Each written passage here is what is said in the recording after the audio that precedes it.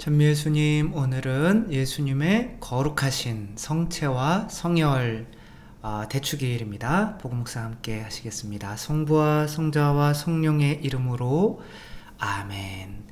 예수님께서 내 살을 먹고 내 피를 마시는 사람은 영원한 생명을 얻고 또 마지막 날에 그를 다시 살릴 것이다, 이렇게 말씀을 하시죠. 다시 말해서 예수님의 살과 피를 먹고 마시지 않으면 우리는 영원한 생명을 얻을 수 없죠. 우리가 가톨릭 교회에서 정말 예수님의 살과 피를, 예수님이 무슨 말씀을 먹고 마셔라 이러지 않으셨거든요. 당신의 진짜 살과 피를 먹고 마셔야만 영원한 생명을 얻는다고 하셨죠. 그러니까 예수님의 살과 피 자체가 생명의 빵, 생명의 음료가 되는 거죠. 근데 이제 이것을 이해한다면, 얼마 전에도 제가 새로운 본당에서 신천지라고 보이는 사람들이 들락날락한다, 이거 어떡하냐, 이거 마치 코로나 바이러스가 들어온 것처럼 되게 걱정을 하더라고요. 근데 우리가 예수님의 살과 피를 먹고 마셔야만 영원한 생명을 얻는다는 교리를 확실히 안다면 신천지로 갈 이유는 없겠죠, 그쵸? 그러니까 우리가 두려워하는 이유가 성체와 성혈에 대한 어떤 신심과 그 교리를 이해하고 있지 못하기 때문에 우리 자신들이 그러한 공격에 두려워하고 있는 거죠. 어차피 그쪽으로 가는 분들은 지금까지 수십 년 신앙생활을 해왔어도 정말 예수님의 성체와 성혈이 내 영혼의 구원이 되는 것을 이해하지도 못했고 느끼지도 못했던 거죠. 도대체 예수님의 살과 피, 우리가 미사 때 먹고 마시는 성체와 성혈이 우리에게 어떠한 힘을 주는지 우리가 잘 묵상하고 깨달을 수 있어야겠죠. 오늘 복음은 예수님께서 광야가 이제 한적한 곳이라고 이렇게 얘기를 하는데, 그런 곳에서 이제 5,000명을 먹이시는 기적 이야기가 나오죠. 5,000명을 먹이시는 기적이 모세가 이스라엘 백성을 탈출시켜 가지고 광야에서 40년 동안 하늘에서 뭐가 내려오게 했죠? 비는 말고 빵이, 그 만나가 내려오게 했죠. 그게 바로 여기서 생명의 빵인 거죠. 그리고 바위에서 흘러나오는 물이 바로 예수님의 그 피를 의미하고, 그렇게 이스라엘 백성이 광야에서 40년 동안 그렇게 하느님께서 내려주시는 양식으로 그들이 새로 태어나게 돼서, 광야에 나온 사람들은 다 죽었다고 그러죠. 그 다음에 새롭게 태어난 사람들이 가나안 땅, 곧 에덴 동산 하느님 나라에 들어가게 되는 거죠. 우리들도 이 광야의 생활을 40년 동안 해 나가고 있는데, 우리들이 이제 예수님의 살과 피를 먹고 마시면서 정말 우리가 내가 죽고 그리스도로 새로 태어나서 들어가고 있는지, 그것이 예수님이 주시는 것이 단순하게 그냥 빵이면, 그리고 음료면 우리의 영혼 구원에는 아무 도움이 되지 못한다.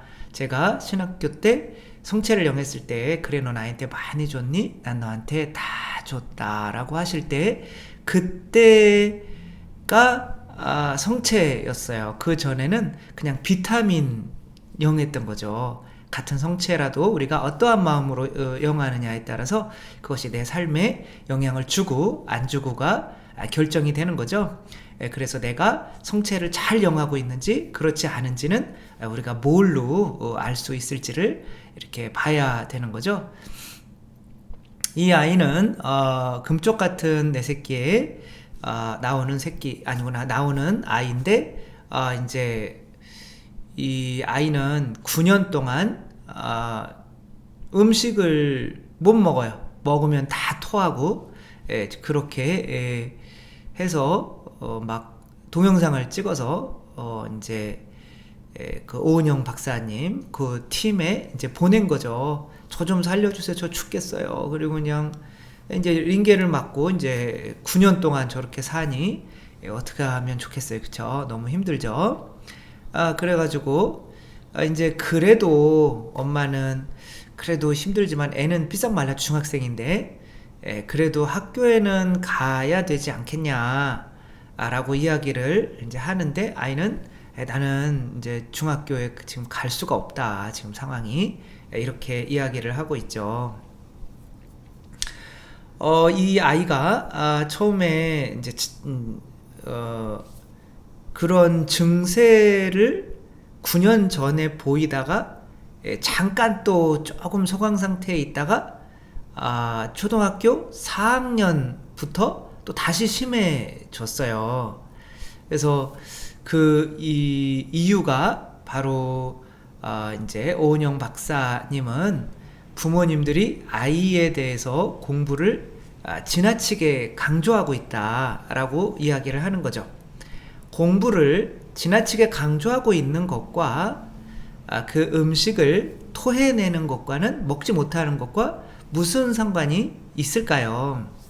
이 음식 안에는 분명히 그 음식을 주는 이에 어떤 뜻이 들어가 있죠.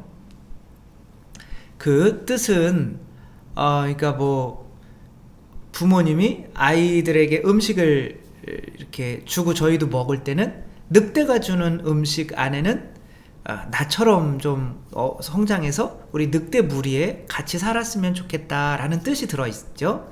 그 다음에 그 내가 주는 양식에 내가 어떤 뜻을 넣을 수가 있는 거죠. 그래서 우리가 영하는 성체 성혈 안에는 예수 그리스도께서 우리를 향하시는 뜻이 있는 거죠. 그냥 무조건 당신의 살과 피를 주시는 게 아니죠. 그러니까 어떤 뜻이 있을까요? 바로 이 세상에서 돈 많이 벌라는 뜻이 있을까요? 아니면은 뭐 어떤 뜻으로 예수님이 살과 피를 내어주시는 걸까요? 서로 사랑했으면 좋겠다, 이런 뜻으로 내어주는 거죠. 그게 계명인 거죠.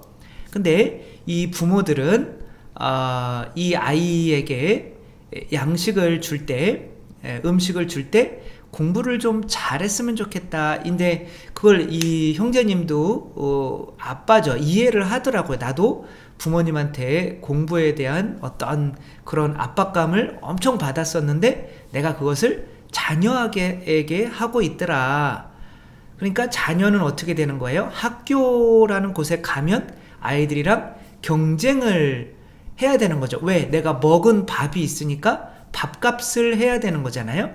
그러니까 이 부모들은 그 밥값을 공부라고 하는 것으로 치러라, 이렇게 한 거죠. 근데 이 아이는 공부에 대한 자신이 없어요. 그렇다면 나는 어떻게 하면 이 부담감에서 벗어날 수 있을까요? 그 공부 좀 해라 라고 해서 부모님들이 주는 이 밥을 거부함으로써 그 밥 안에 뜻이 들어있는 거니까 그 뜻을 거부할 수 있는 거잖아요. 그러니까 내가 학교에도 가지 않게 되고 내가 아프니까 그게 하나의 이제 변명거리가 된다는 거죠. 그러니까 부모가 주는 뜻이 밥에 들어가서 이렇게 오는데, 그럼 왜 4학년이냐? 4학년 때 갑자기 레벨이 올라간대요. 어려운 것들이 나오고 이렇게 되고, 그러니까. 그리고 이제 그렇게 아파가지고 맨날 뭐 병원에서 살고 하는 이 친구가 중학교에 들어가서 그걸 따라갈 수가 없는 거잖아요. 그러니까 그 공부에 대한 스트레스가 심하니까 이 오은영 박사는 공부 멈춤 선언을 하십시오. 일단은 이 아이가 사는 게 중요한 거니까. 그러니까 우리가 중요한 거는 뭐인 거예요? 우리 예수님께서 어떠한 양식을 주시는데 그 양식을 주시는 뜻이 굉장히 중요하다라고 하는 거죠. 근데 그 뜻은 뭐겠어요? 서로 사랑하면 뭐가 형성이 돼요? 서로 사랑하면 하나의 공동체가 형성이 되겠죠. 그렇죠? 이 동영상은 이 리트리버에게 밥과 이제 음식을 이렇게 줬어요. 근데 새끼들은 저 철장에서 보고만 있죠. 그 주인이 엄마에게만 이렇게 밥을 주니까 엄마가 가서 철창을 열고 새끼들을 나오게 한 다음에 새끼들을 실컷 먹여놓고 엄마는 빈 그릇만 핥는 이런 정말 동물들도 자기 새끼들은 위할 줄 알잖아요. 그러니까 이게 진짜 양식이죠. 부모가 그냥 아무 이유 없이 줘요. 이 양식은 그러면 이 양식 안에는 어떠한 뜻이 들어있을까요? 나처럼 서로 너희들도 사랑해줬으면 좋겠다라는 뜻이 들어있겠죠. 따라서 오늘 복음이 여기에서 루카 복음은 신기하게 50명씩 따로 앉힌다고 그래요. 그걸 굳이 쓸 이유가 없잖아요. 근데 이제 날이 저물자 제자들은 이제 이렇게 얘기를 했죠. 많은 사람들이 따라오니까 군중들을 돌려보내시어 주변 마을이나 촌락으로 가서 잠자리와 음식을 구하게 하십시오. 우리가 있는 이곳은 황량한 곳입니다. 황량하다. 이게 그 광야라 이거예요. 아무것도 없어. 돌덩이밖에 없어요. 그러니까 너희가 줘라. 그러니까 황량한 곳을 좀 바꿔보라는 거죠. 어떤 사랑의 공동체로. 그러니까 뭐 가족이 사실 없이 자라는 부모님이 없이 자라는 고아들이나 이런 사람들은 같은 세상에 살더라도 굉장히 황량하고 이렇게 내 생존은 내가 책임져야 되는 막 그런 상황에서 에덴 동산으로 바꿔버리는 거죠. 예수님이 그 성체 성혈로. 왜냐면 에덴 동산에서는 나쁜 사람이 나올 수가 없잖아요. 그렇죠? 그래서 대충 50명씩 때를 지어 자리를 잡게 하여라. 그냥 나눠주면 되잖아요. 근데 왜 50명씩 때를 지어서 앉게 만들까요? 그 이유는 그 공동체가 양식으로 그 50명씩의 공동체가 형성되기를 바라는 거죠. 그래서 교회는 큰 어떤 교회가 있고 그렇지만 또 사제들이 있는 성당에 따라서 그런 공동체들이 형성이 될 수밖에 없는 거죠. 한 부모 밑에서 밥을 먹는 자녀들이 한 형제들이 될 수가 있고 그 한 형제들이 서로 사랑하는 공동체가 형성이 될 수밖에 없는 것과 마찬가지인 거죠. 그런데 지금은 교회에서 이 성체성혈만 영하면은 왠지 냉담이 아닌 것처럼 이렇게 얘기를 한단 말이에요. 그러니까 이 성체성혈 이 밥을 주는 목적은 뭐예요? 나처럼 자라줘라 라고 하는 목적이잖아요. 그러니까 나처럼 자라주려면 형제들끼리 서로 사랑하는 공동체가 형성이 돼야 되잖아요. 그래서 예수님께서 너희들이 서로 사랑하는 것을 보면 세상 사람들이 너희를 내 제자로 알아볼 거다 이렇게 말씀을 하시잖아요. 그러니까 공동체가 중요한 거지. 그러니까 밥을 주는 이유는 지들 먹고 생존하기 위한 것이 아니라 그거는 음식이고 양식은 뭐냐면 내가 그렇게 우리 부모가 나를 사랑해 준 것처럼 우리 형제들도 서로 사랑하는 공동체가 되는 게 목적인데 따라서 성체만 영하고 그냥 신자들이랑은 이름도 모르고 뭐 공동체도 형성하고 싶지 않고 그냥 나는 미사 와가지고 성체만 영하고 그냥 놀러 가고 싶다. 그래서 이 성당을 위한 어떤 친교의 공동체도 형성이 되지 않는다라고 하는 거는 실제로는 이 밥을 그냥 하느님의 뜻과 함께 받아들인 것이 아니라 그냥 음식으로 먹고 간 거죠. 실제로는 하느님의 뜻이 들어있는 것을 양식을 먹은 게 아닌 거죠. 비슷한 예도 또 나오는데 이 친구는 밥을 삼키지를 못해요. 그리고 배조차도 이렇게 계속 씹고 있다가 건더기를 다 뱉어내요.